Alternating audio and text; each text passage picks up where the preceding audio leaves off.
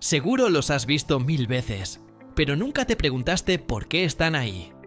Agujeros en la cola, ventanas redondeadas, el por qué casi todos son de color blanco y hasta esas máscaras en el parabrisas.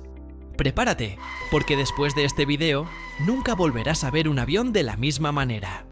¿Alguna vez has mirado al cielo y te has preguntado por qué casi todos los aviones que ves son blancos? ¿Es solo una cuestión de diseño o hay un motivo oculto detrás de este curioso fenómeno? Prepárate, porque hoy vamos a descubrir los secretos detrás del color más común en los aviones comerciales. Te aseguro que la respuesta es mucho más sorprendente de lo que imaginas. Antes de entrar en detalles, piensa en esto. ¿Qué pasaría si los aviones fueran negros, rojos o incluso dorados? Si los autos pueden tener toda la gama de colores, ¿por qué los aviones no? Además, si los colores pueden hacer que algo se vea más atractivo, ¿no deberían las aerolíneas aprovecharlo para destacar entre la competencia? Pues bien, la decisión de pintar los aviones de blanco no es casualidad. En realidad, tiene que ver con la ciencia, la seguridad, el ahorro económico y, por increíble que parezca, incluso con la ecología. Quédate hasta el final, porque no solo entenderás por qué los aviones son blancos, sino que también descubrirás datos curiosos que quizás nunca habías considerado. Para empezar, el color blanco tiene una gran ventaja. Refleja la luz solar mucho mejor que cualquier otro color. ¿Por qué es esto tan importante? Imagina un avión expuesto al sol durante horas mientras está estacionado en un aeropuerto. Si el fuselaje fuera negro o de un color oscuro, absorbería mucho más calor, lo que elevaría la temperatura dentro de la cabina y los sistemas internos. Esto no solo sería incómodo para los pasajeros y la tripulación, sino que también podría afectar los componentes sensibles del avión. Además, el color blanco facilita la inspección de grietas, golpes o corrosión en el fuselaje. Los defectos estructurales son mucho más visibles en una superficie clara, lo que permite que los equipos de mantenimiento detecten y solucionen problemas antes de que se conviertan en riesgos para la seguridad. Entonces, ¿te imaginas lo complicado que sería encontrar una grieta en un avión negro o azul oscuro? Hablemos de dinero, porque sí, el color también tiene un impacto directo en los costos. Pintar un avión es un proceso costoso y pesado, literalmente. Una capa de pintura puede añadir hasta 500 kilos de peso extra al avión. Y como sabes, cuanto más peso lleva un avión, más combustible consume. Pero eso no es todo. El blanco es un color mucho más fácil de mantener. Cuando un avión necesita retoques, es más sencillo igualar el tono blanco que un color personalizado. Por eso, elegir este color ayuda a las aerolíneas a ahorrar en costos de mantenimiento a largo plazo. Pues el blanco no solo es económico, sino también amigable con el medio ambiente. Cuando un avión consume menos combustible gracias a su menor peso, se reducen las emisiones de carbono. Además, al ser blanco, los aviones reflejan más calor y necesitan menos energía para mantener una temperatura interior cómoda, lo que también contribuye a disminuir su huella de carbono. ¿Quién hubiera pensado que un simple color podría marcar una diferencia para el planeta? Pero espera, ¿y qué pasa con esos aviones que sí tienen colores llamativos? Tal vez recuerdes algunos diseños icónicos como el azul vibrante de Southwest Airlines o los patrones coloridos de aerolíneas como Air New Zealand o Kulula. Aunque estos diseños son visualmente atractivos, la mayoría de ellos utiliza el blanco como base. Esto significa que bajo esas capas de pintura colorida, el fuselaje sigue siendo blanco, para aprovechar todas las ventajas que hemos mencionado. Entonces, ¿vale la pena pintar un avión de colores llamativos? Bueno, las aerolíneas que lo hacen suelen considerar que el impacto visual y la publicidad valen el costo adicional, pero no es lo común. Ahora que sabes todo esto, la próxima vez que veas un avión blanco volando por el cielo, entenderás que no es solo una elección estética. Es una decisión basada en la ciencia, la seguridad, la economía y el cuidado del medio ambiente. Un color tan simple, pero con tantas razones de peso detrás de su elección. ¿Quién hubiera imaginado que el blanco, el color más básico de todos, podría tener un impacto tan grande en la industria de la aviación? Y ahora la pregunta es, ¿sabías alguna de estas razones antes de ver este video? Déjamelo saber en los comentarios. ¿Alguna vez te has fijado en ese pequeño agujero ubicado en la parte trasera de los aviones? Este curioso detalle, visible en la mayoría de los aviones comerciales y en algunos modelos militares, tiene una función crucial. Es la salida de gases de la unidad de potencia auxiliar, más conocida como APU, por sus siglas en inglés. El APU es una turbina más pequeña en comparación con los motores principales del avión y está instalada en la cola del fuselaje. En el caso de un Boeing 740 y 7400, el tamaño del APU es comparable al de un automóvil compacto y su costo puede superar el $1.000.000. Este sistema permite que el avión sea autosuficiente en tierra y durante ciertas situaciones de vuelo.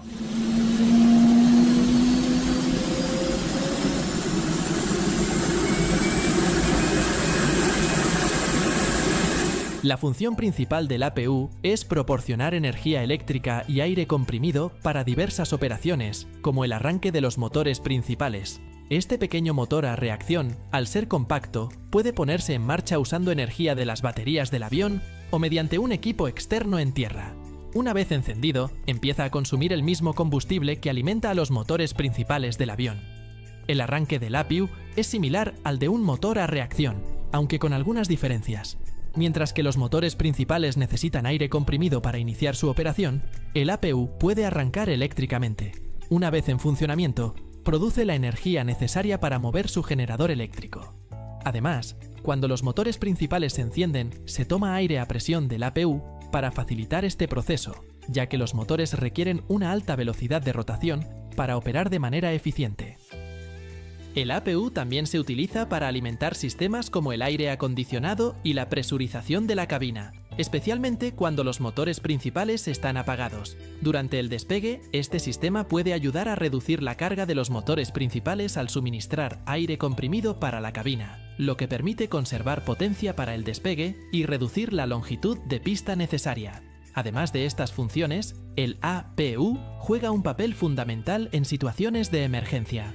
Por ejemplo, si un generador principal falla, o incluso si uno de los motores deja de funcionar, el APU puede proporcionar energía eléctrica y aire comprimido como respaldo. En aviones con dos motores, la normativa exige el uso del APU si se pierde uno de ellos, asegurando así una fuente adicional de energía independiente. En casos extremos, como la pérdida total de ambos motores, el APU puede ser crucial para generar energía eléctrica e hidráulica, permitiendo que los controles del avión sigan funcionando. Un ejemplo famoso fue el aterrizaje de emergencia en el río Hudson, donde el APU desempeñó un papel vital. ¿Te has preguntado por qué está ubicado en la cola del avión? Hay varias razones. Una turbina genera ruido, por lo que es mejor instalarla lo más lejos posible de los pasajeros. Además, su ubicación en la cola minimiza la resistencia al aire, algo que ocurriría si estuviera en un ala u otra parte del fuselaje. También, en caso de incendio, su posición evita afectar áreas críticas del avión.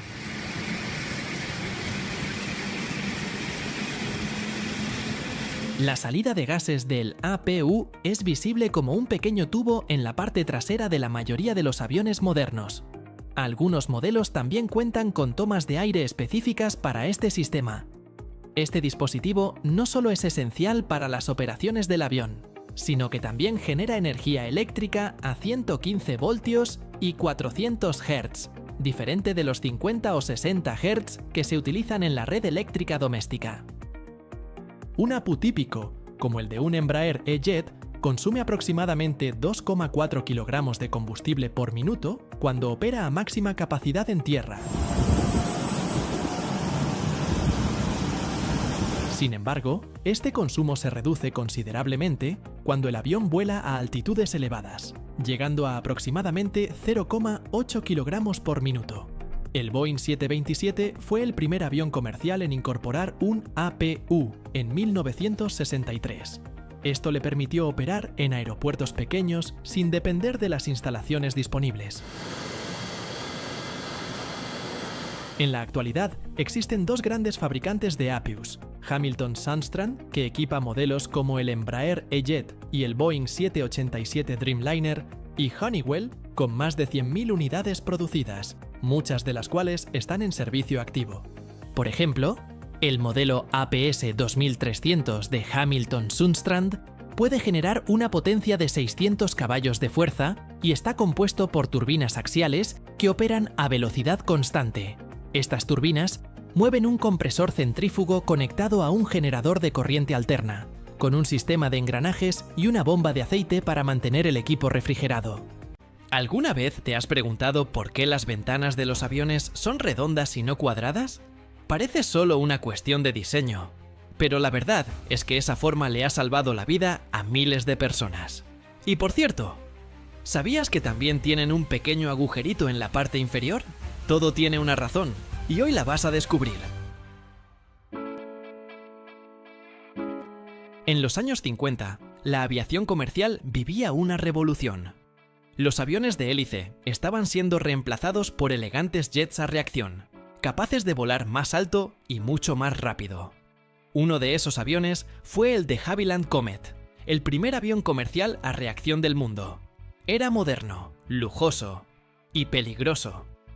Pero nadie lo sabía aún. Todo iba bien, hasta que, de forma repentina, algunos de estos aviones comenzaron a desintegrarse en pleno vuelo. Sin previo aviso. Sin tormentas. Sin impacto externo. Solo desaparecían del radar y luego eran encontrados en pedazos en tierra o en el mar. ¿Sabes qué causaba estas explosiones? Fallas en los motores. Sabotaje. Problemas eléctricos. Nada de eso. Las investigaciones fueron largas y complejas. Se crearon réplicas completas del fuselaje para probarlas bajo condiciones reales. Y fue ahí, en una de esas pruebas de presurización, donde se descubrió algo alarmante. Las ventanas cuadradas del avión eran el origen de todo. Cada vez que un avión sube a gran altitud, la cabina debe ser presurizada. A 10.000 metros de altura, el aire es demasiado delgado para respirar y hace un frío extremo. Por eso, el avión se comporta como una especie de globo metálico, que se infla y se desinfla en cada vuelo. Ahora imagina este globo con ventanas cuadradas. ¿Qué ocurre en las esquinas? Ahí se concentran las tensiones estructurales. Esos ángulos de 90 grados se convierten en puntos débiles, donde las fuerzas se acumulan con más intensidad. Con el tiempo, y después de varios ciclos de presurización y despresurización, se forman microgrietas. Y esas pequeñas grietas terminan causando explosiones catastróficas. Los ingenieros descubrieron que los Comet, con sus ventanillas cuadradas, se volvían cada vez más frágiles. Y cuando una de esas esquinas cedía, el avión completo se rompía como si fuera papel. Tras estos accidentes fatales, toda la industria de la aviación aprendió una dolorosa lección y se tomó una decisión definitiva. Todas las ventanas de los aviones comerciales debían ser redondas, o al menos con bordes curvos. ¿Por qué? Porque las formas curvas distribuyen mejor la presión. No hay esquinas. No hay concentración de tensiones. La estructura se vuelve más resistente, más flexible, más duradera. Ese cambio tan simple salvó miles de vidas desde entonces. Y desde aquel momento, nunca más se permitió diseñar una ventana cuadrada en un avión presurizado. Y la gran pregunta es, ¿por qué es tan importante resistir la presión? Cuando el avión está en tierra, la presión interna y externa son casi iguales. Pero en el aire, la presión interna es mucho mayor que la del exterior. Es como si el fuselaje del avión fuera empujado desde dentro hacia afuera, con una fuerza tremenda. Esa presión puede parecer invisible, pero actúa como una bomba constante, una bomba que se activa en cada vuelo. Si no se distribuye bien, cada componente estructural sufre un desgaste silencioso pero letal. Y las ventanas, si no están bien diseñadas, pueden convertirse en los puntos más vulnerables. Además de su forma redonda, las ventanas de los aviones están diseñadas con una tecnología impresionante. No están hechas de vidrio, como podrías pensar. El vidrio es frágil y no soporta los cambios extremos de presión y temperatura que ocurren a gran altitud. Por eso se usan materiales como acrílico aeronáutico y policarbonato, que son mucho más ligeros y resistentes. Cada ventana está compuesta por 3 capas principales. Una capa exterior, que enfrenta directamente la presión atmosférica del exterior. Una intermedia, que actúa como barrera de seguridad secundaria. Y una interior, que es la que tú ves y tocas desde tu asiento. Estas capas están selladas con precisión milimétrica, y cada una cumple una función crucial. La capa exterior, por ejemplo, puede resistir impactos de objetos a gran velocidad, como granizo o partículas de hielo. Y si llegara a haber una descompresión súbita, la capa intermedia ayuda a contener el daño y ganar tiempo para que la tripulación reaccione. Y ahora, volvemos al agujerito misterioso del que hablábamos al inicio. Ese pequeño orificio, que se encuentra en la capa intermedia, permite regular la presión entre las capas interna y externa. También evita que los paneles se empañen y reduce el riesgo de condensación. Sin ese detalle tan pequeño, la ventana podría fallar desde dentro hacia afuera. Otro dato curioso, las ventanas están tratadas para filtrar los rayos ultravioleta, especialmente en vuelos largos. Por eso a veces notas un tono ligeramente azulado o grisáceo. Y por último, aunque no lo parezca, cada ventana tiene una vida útil limitada. Después de cierta cantidad de ciclos de vuelo, deben ser reemplazadas, aunque no muestren daño visible. Podrías pensar que las ventanas están ahí solo para que miremos el cielo o tomemos fotos del ala, pero en realidad su diseño es una pieza clave en la seguridad estructural del avión. Cada vez que vuelas y ves esa ventanita redonda junto a ti, recuerda, no fue siempre así. Fue el resultado de errores costosos, investigaciones intensas y rediseños que han salvado miles de vidas. Y lo más interesante es que algo tan pequeño como una forma geométrica y un pequeño agujero invisible cambiaron por completo el futuro de la aviación. Aunque hoy las ventanas son mucho más seguras, los accidentes aún pueden ocurrir. En 2018, un vuelo de Southwest Airlines sufrió la rotura de una ventana tras la explosión parcial de un motor. La presión fue tan fuerte que una pasajera fue parcialmente succionada hacia afuera. Los demás pasajeros intentaron ayudarla, pero lamentablemente falleció.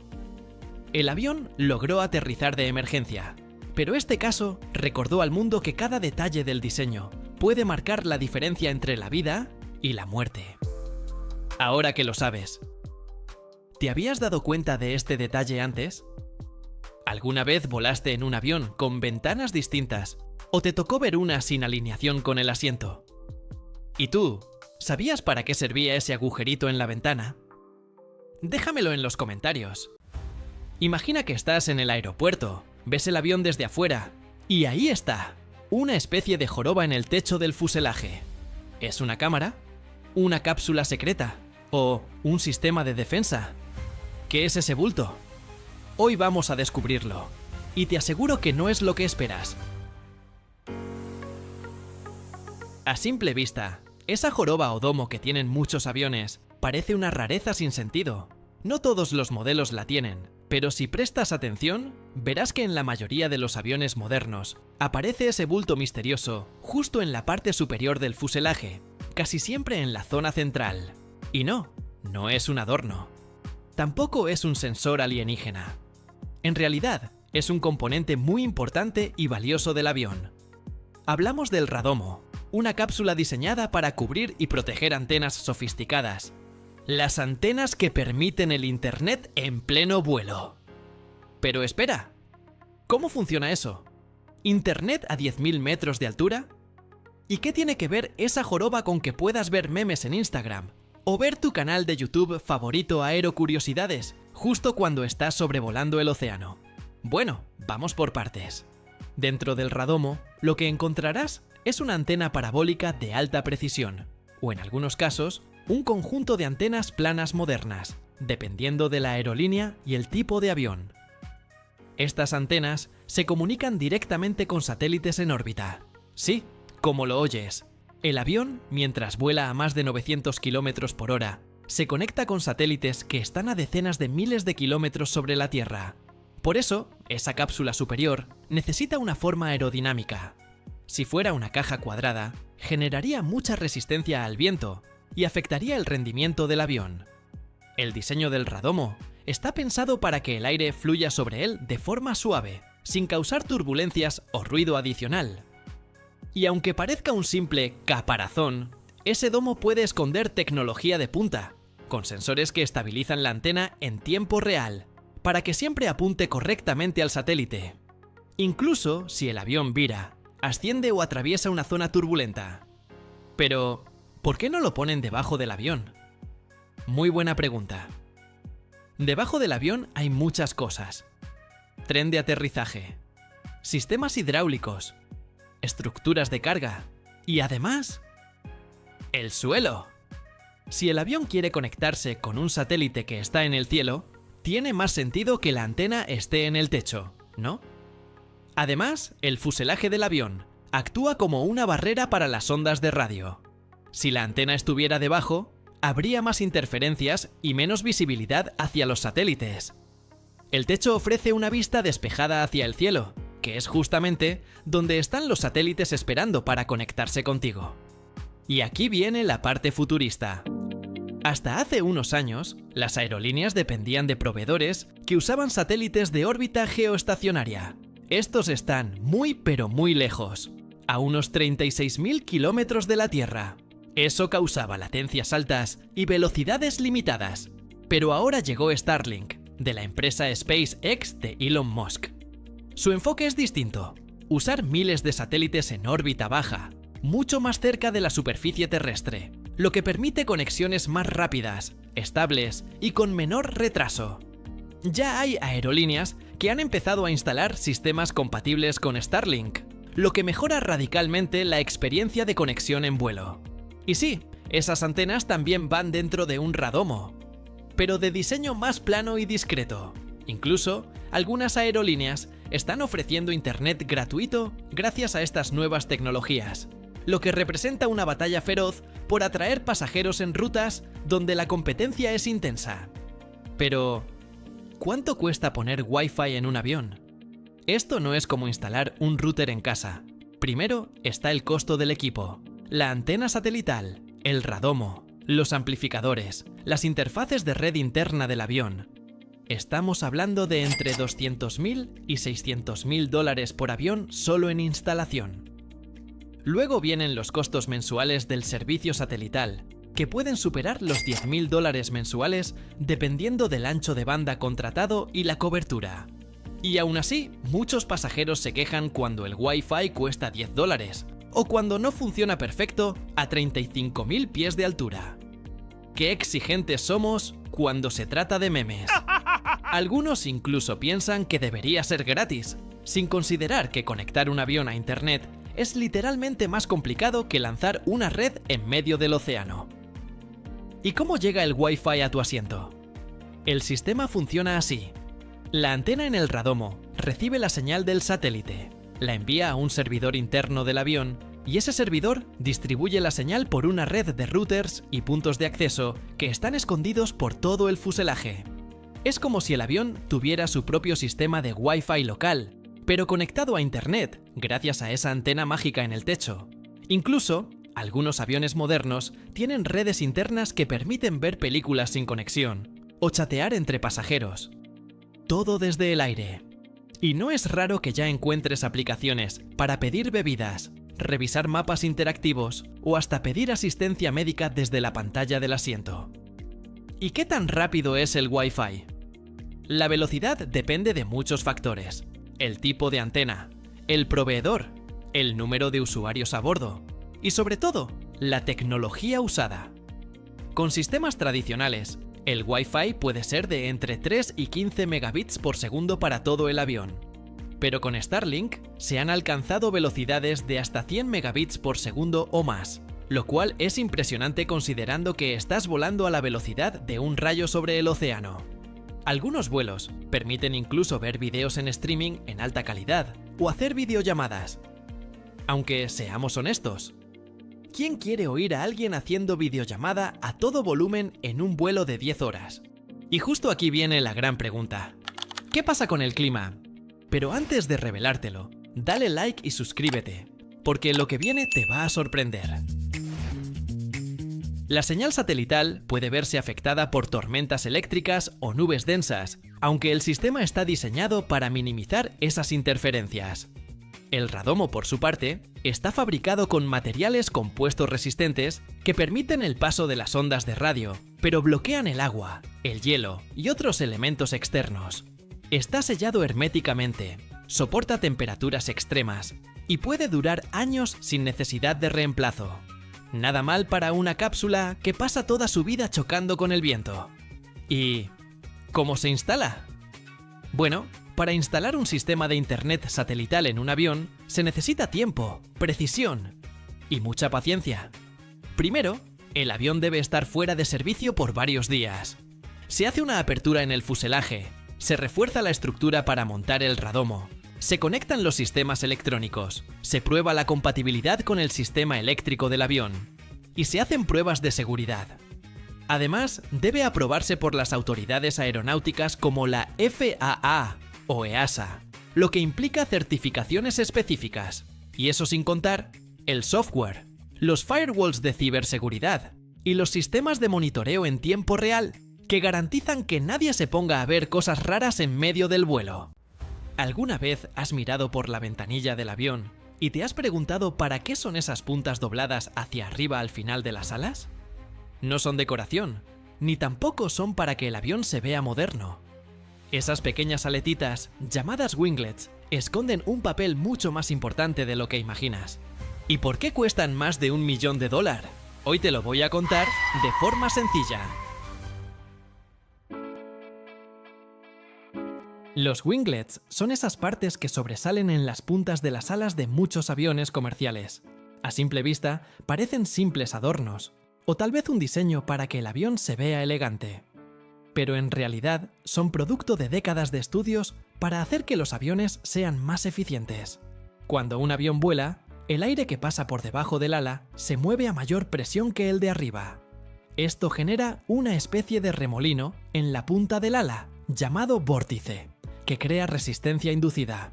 Es como si el avión tuviera un freno invisible que lo hace gastar más energía para avanzar. Los winglets están diseñados para interrumpir ese remolino.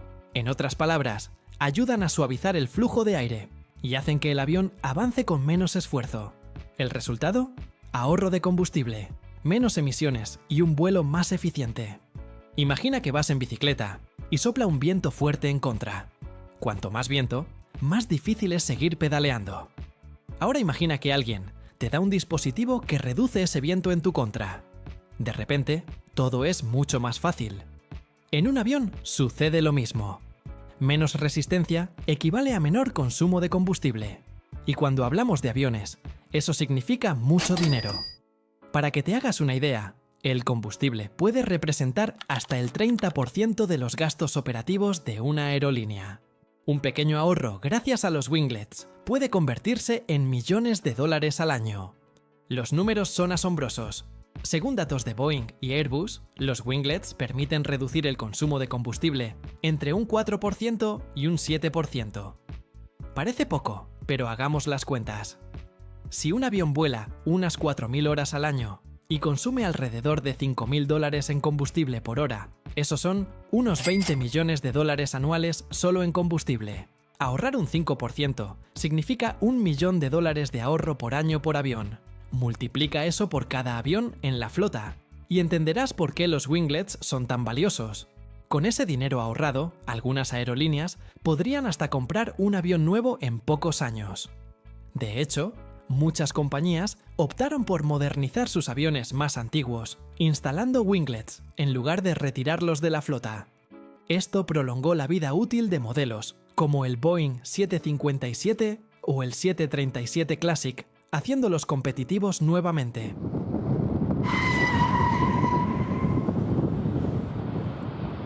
No todos los winglets son iguales. A lo largo de los años se han desarrollado diferentes formas para adaptarse a cada avión.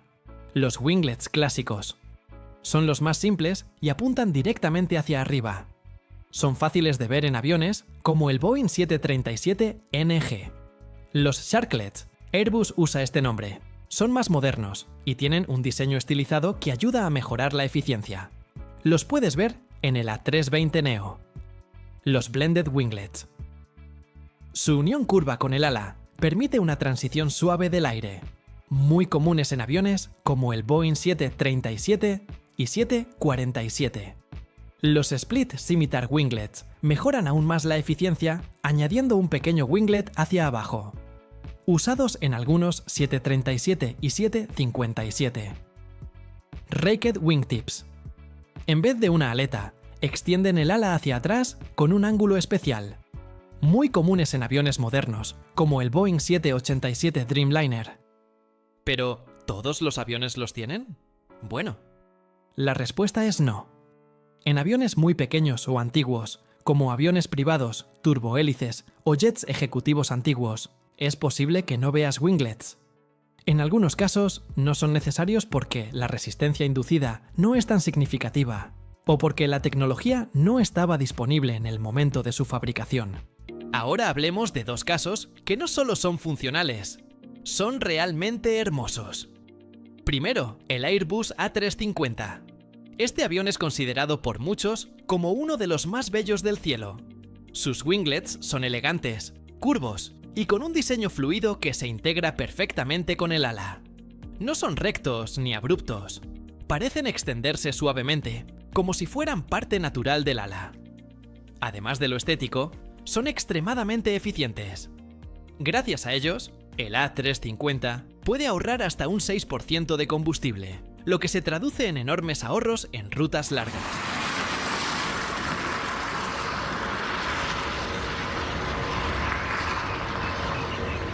Ahora vamos con una maravilla de la ingeniería, el Boeing 777X. Este avión no solo tiene winglets, tiene un concepto aún más innovador: alas plegables. ¿Plegables? Sí, escuchaste bien. Las alas del 777X son tan largas, para mejorar la eficiencia aerodinámica, que no cabrían en muchos aeropuertos si no se pudieran doblar. Por eso, sus puntas pueden plegarse hacia arriba cuando el avión está en tierra, permitiendo que encaje en las puertas estándar de los aeropuertos.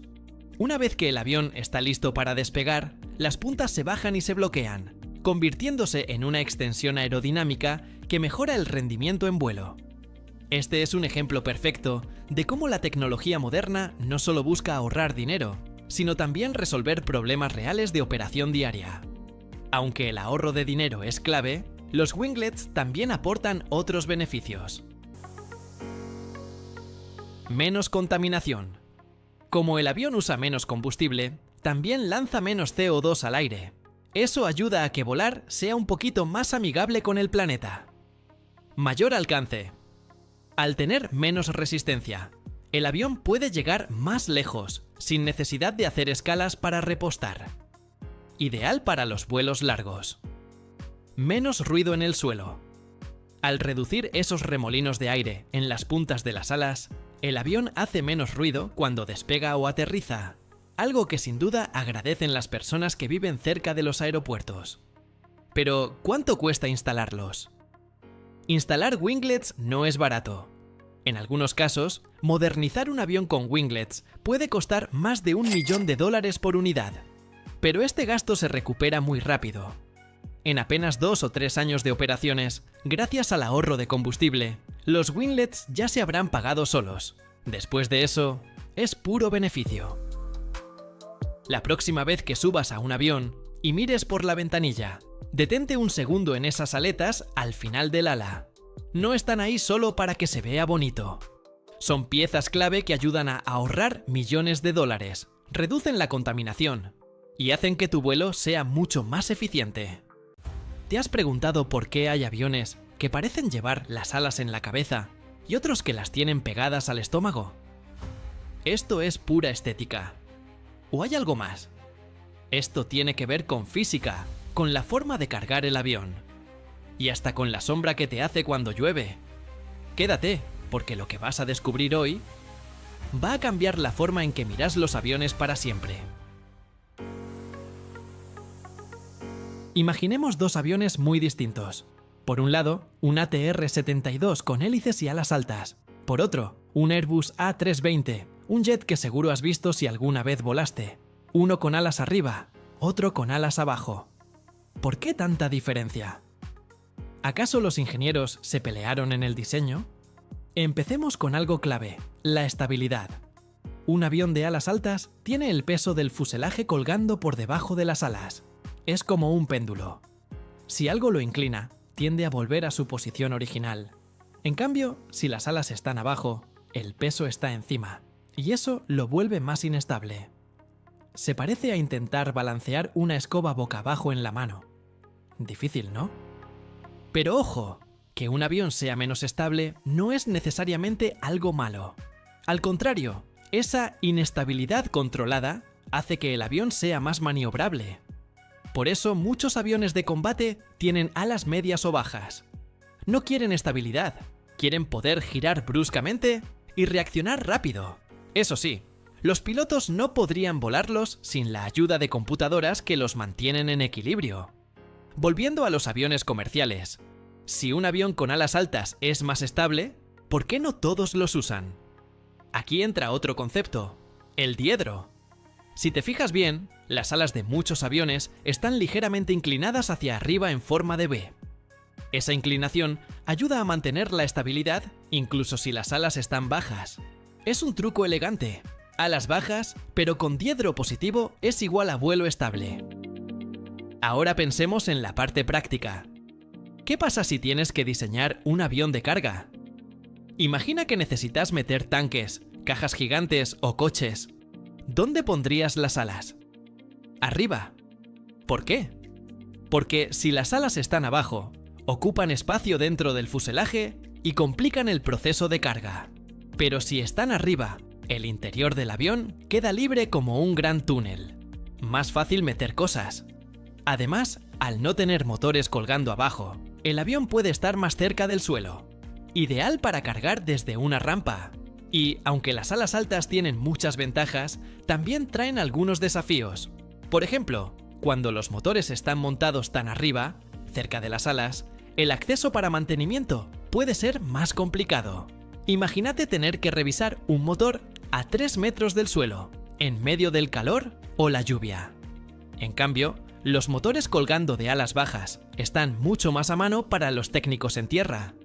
Además, muchos aviones de ala baja aprovechan mejor la aerodinámica con diseños más delgados y eficientes, y suelen incorporar esos alerones curvos en la punta del ala, llamados winglets, que ayudan a reducir el consumo de combustible en vuelos largos. Por otro lado, los de ala alta, aunque no tan eficientes en vuelo largo, tienen la ventaja de poder operar desde pistas más rústicas, incluso sin pavimentar. Por eso, muchos aviones pensados para zonas rurales o difíciles eligen este diseño. No necesitan mucha infraestructura y son como los todoterreno de la aviación. Por eso, los aviones de carga como el Antonov An-200-25 o los C-30 Hércules tienen alas altas. No es moda, es pura eficiencia. Pero, ¿y qué tiene que ver la altura del ala con subir pasajeros sin escaleras? Antes de responder esta pregunta, primero dale like y suscríbete al canal para que no te pierdas ni un solo detalle de este video. Pues, ahora pensemos en un avión de pasajeros chico, que aterriza en aeropuertos sin mucha infraestructura. Tal vez ni siquiera tienen mangas para abordar. ¿Qué diseño conviene? Exacto, alas altas. Porque el fuselaje queda más cerca del suelo y se puede usar una escalerita sencilla para subir a los pasajeros. Además, los motores también están lejos del suelo, así que es menos probable que aspiren piedritas o basura de la pista. Práctico, ¿no? ¿Y sabías que en avionetas las alas altas permiten mejor vista hacia abajo? Por eso en vuelos turísticos, como los de fotografía aérea o safaris, se usan avionetas de ala alta. Ves todo el paisaje sin que el ala te tape la vista. Y de paso, esas alas hacen de sombrilla, menos sol en la cara, más comodidad para el piloto. Pero entonces, ¿por qué los aviones grandes y modernos como el Boeing 737 o el Airbus A320 tienen alas bajas? Porque tienen otras prioridades. Por ejemplo, en esos modelos, los motores están colgando de las alas. ¿Qué gana el avión con eso?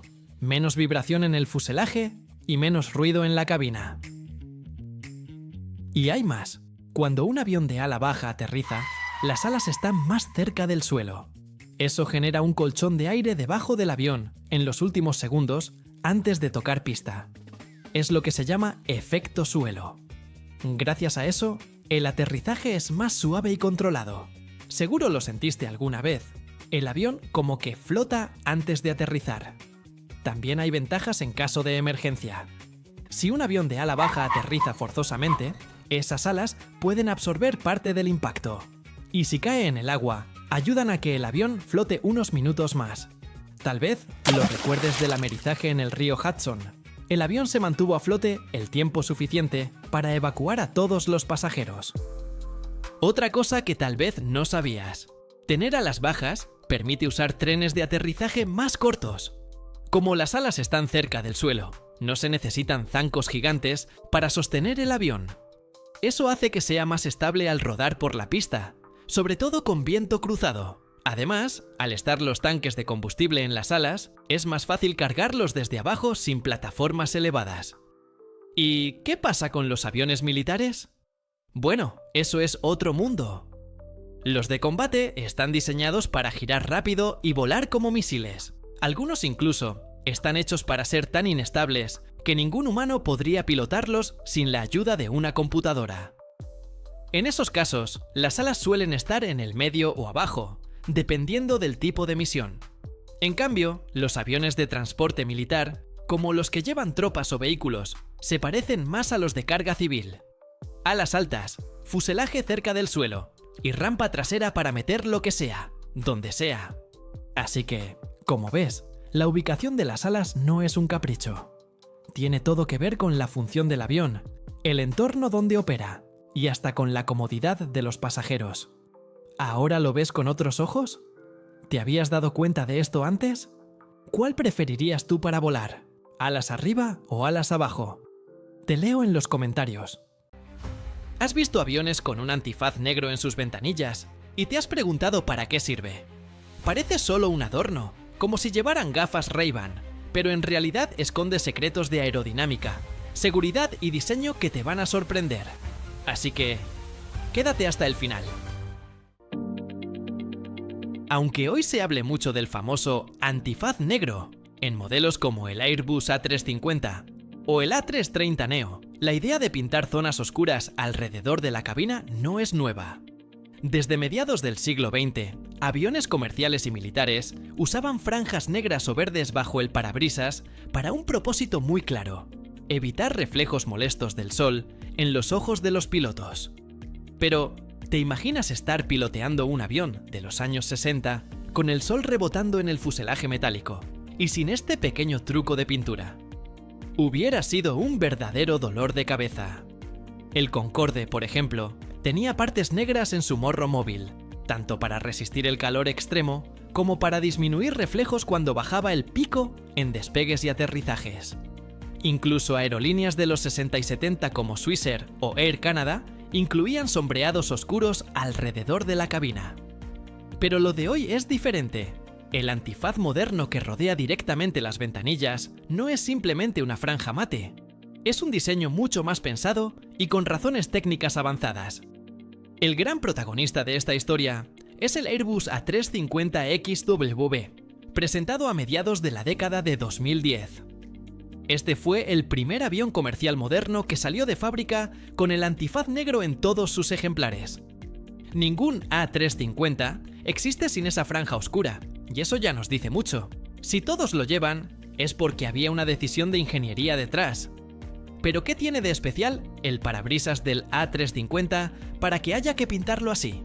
La respuesta está en que fue el primer modelo de Airbus con parabrisas curvo. Hasta entonces, los grandes aviones de doble pasillo solían tener entre 6 y 8 ventanillas planas en la cabina, precisamente porque era difícil ajustar el vidrio a la forma redondeada del morro. Al final, el A350 terminó con 6 secciones de cristal, pero lo innovador fue que varias de ellas eran curvas. Eso permitió un morro más estilizado y aerodinámico, con un flujo de aire más limpio, menos turbulencia y, en consecuencia, menor consumo de combustible. Y aquí viene lo curioso. ¿Te habías fijado que el antifaz hace que el A350 parezca tener una sola gran visera, como si fuera un casco futurista? Ese efecto no es casualidad. Airbus quiso que pareciera un visor único para reforzar la idea de modernidad. Ahora viene lo más interesante. ¿Qué beneficios reales tiene esa franja negra? No se trata solo de camuflaje visual, sino que cumple 3 funciones clave.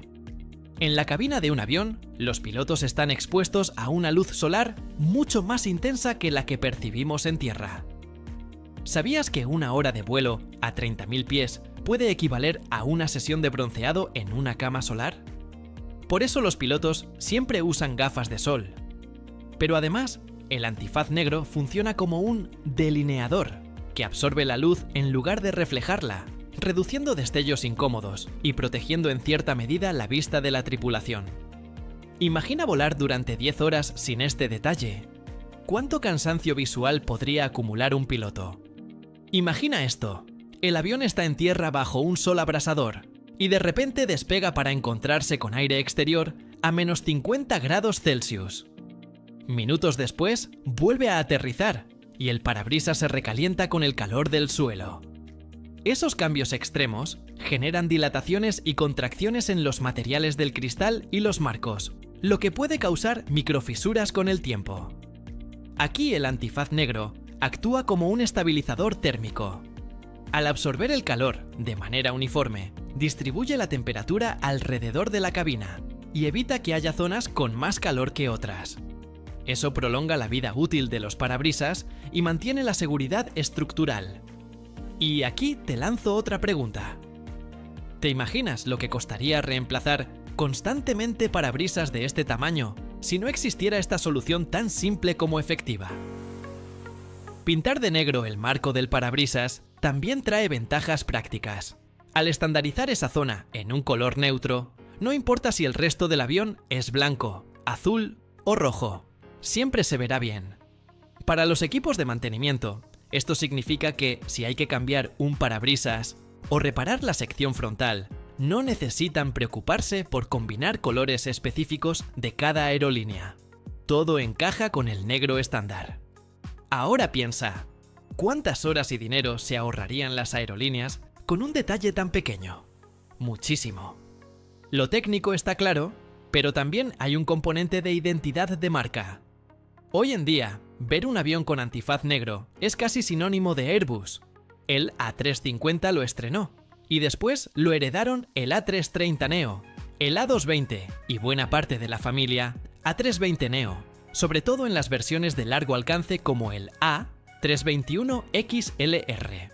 Algunos lo llaman la máscara de mapache, otros Bandit Mask, y hasta la Ray-Ban de Airbus. ¿Y tú? ¿Con cuál de estos apodos te quedarías? Más allá del nombre, se ha vuelto un sello distintivo que hace reconocible a la flota desde cualquier aeropuerto del mundo. El antifaz negro ha tenido tanto éxito que incluso algunas aerolíneas lo pintaron en aviones que originalmente no lo traían, así mismo como lo oyes. Pero antes de contarte la parte más interesante, dale like y suscríbete para que no te pierdas ni un solo detalle de este video. Un ejemplo llamativo es Air Canada, que en 2017 rediseñó toda su flota y decidió pintar antifaces negros en todos sus modelos, desde pequeños regionales hasta enormes Boeing 777. Aunque no tenían A350, lo adoptaron como seña de identidad moderna, e incluso como guiño retro a su librea de los años 60. Otro caso es Eurowings Discover, filial de Lufthansa, que pintó antifaces en sus Airbus A330, dándoles un aire renovado, aunque fueran modelos diseñados en los 90.